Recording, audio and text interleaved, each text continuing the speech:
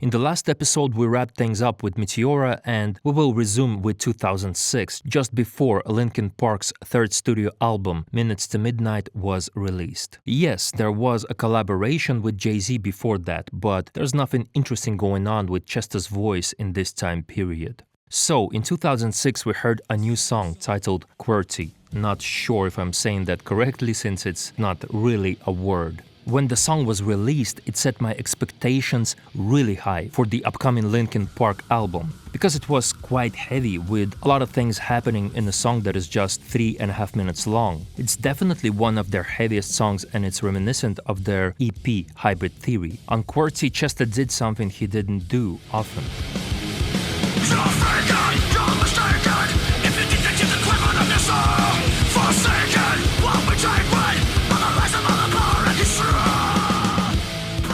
Up to this point, he usually delivered longer screams and single phrases, while this was some Slipknot-inspired stuff. The rest of the song in terms of Chester's performance was his usual style. So I was hoping for more of something new from the upcoming album, and new it was, but in a very different way.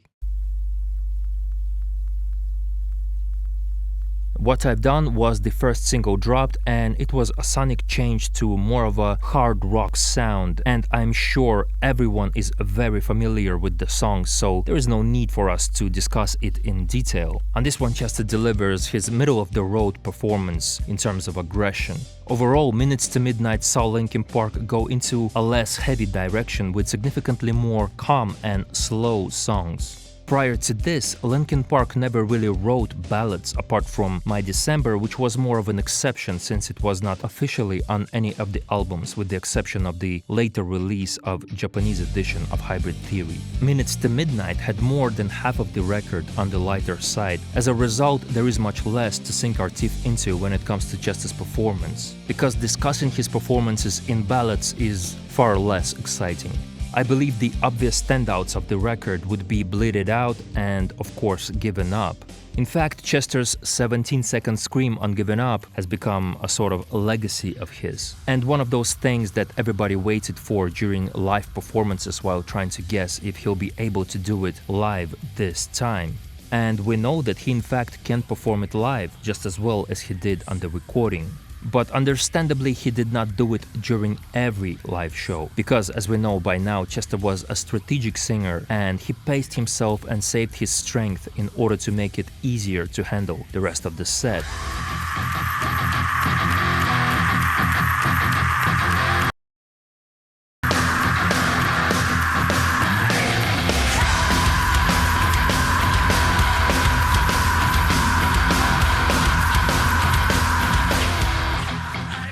Performances where he did the entire scream in a single breath without splitting it in two were usually shorter gigs or the ones that were televised performances in support of the single.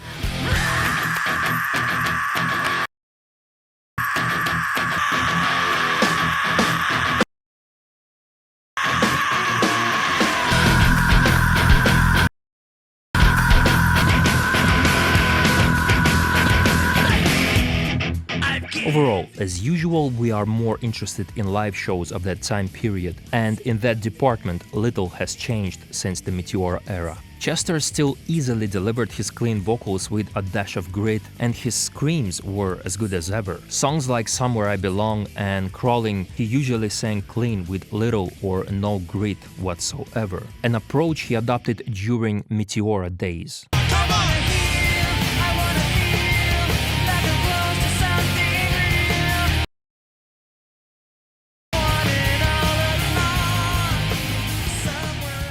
I truly believe that some bands begin to play lighter music as years go by because the singer just cannot handle the heavy stuff anymore while performing their heavier material. There's also age involved, of course, but it's highly individual as to how age affects one's voice. I'd say on average, significant changes in a singer's voice may develop in their 50s.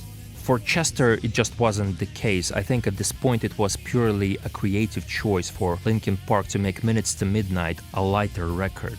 because from 2007 to 2009, Chester still could deliver as heavy of a scream as he ever did, or as clean of a delivery as he ever did. So during this period, there is not much unusual that happened when it comes to his voice, except this accident which did affect him physically. And both physical and mental states can definitely have a negative effect on singer's voice. Chester is pretty sure he broke his wrist a couple songs ago.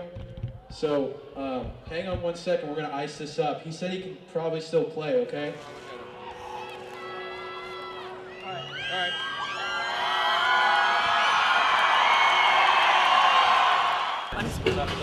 Chester got his foot caught in the steps in the middle of our stage and fell during the middle of the show.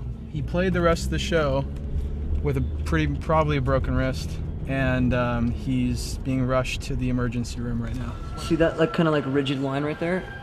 That's the break. So Mr. Bennington was by no means soft and still put his bandmates and fans first. It's hard not to respect and love this man. That's fucking rock and roll!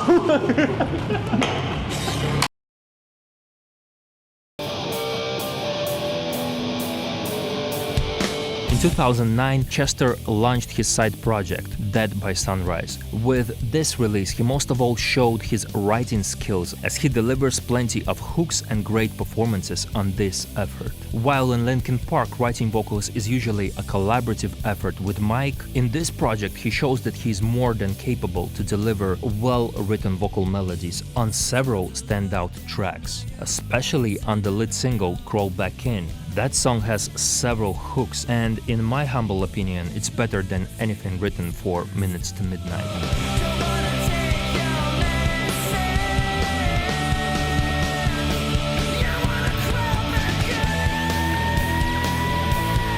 This performance was very clean, which just proves that Chester was in top form at the time. Also, when there is a single song that needs to be performed, he did not have to conserve his strength and could just go all out on this one song. Sadly, Out of Ashes would become the only record released by Dead by Sunrise. With the release of 1,000 Suns in 2010 and Living Things in 2012, Linkin Park carried on with the more light approach by introducing even more electronic elements into their music. Some of the standout tracks in terms of vocal performances on 1,000 Suns were Blackout and The Messenger, and on Living Things, Lies, Greed, Misery and Victimized. Not only are the screams impressive on the chorus of Blackout, but the verses are impressive too, and were delivered in a way Chester seldomly approached his parts. While The Messenger was perfectly performed on the record, we never really got to hear Chester perform it live with the same intensity, because it wouldn't be wise of him to invest so much energy into one song when the setlist was usually over 20 songs.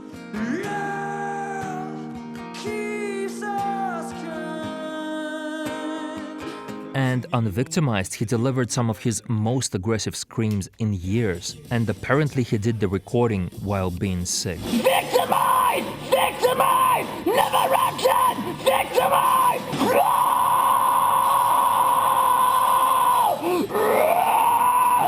Anything else you want to try?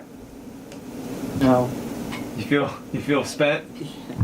Okay, you're done. My brain feels like it's gonna just crumble apart into little pieces. Overall, the period from 2009 to 2013 was quite consistent and not that eventful. But considering that Linkin Park's releases from 2007 to 2012 were gradually getting lighter, I must say that the set lists they played during these periods were very much on the lighter side. Even though the quality of his screams was as good as ever, I guess it was a conscious choice for Chester and Linkin Park to lean more into the new and lighter side of their discography. For comparison of how Chester began to approach even heavy sections of some songs, I'd like to draw your attention to the heavy part of Faint, and just compare how he used to do it in the early 2000s versus his approach in later years.